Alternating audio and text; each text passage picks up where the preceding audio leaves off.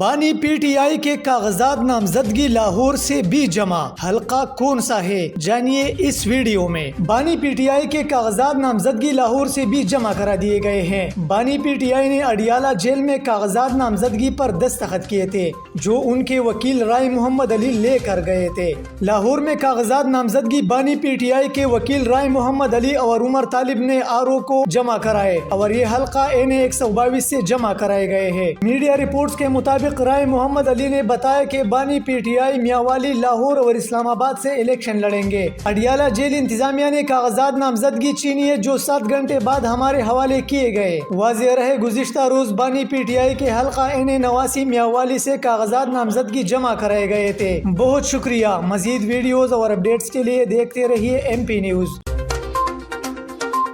M P news Swat سمیت ملکی اور غیر ملکی خبریں آپ تک پہنچائے سب سے پہلے۔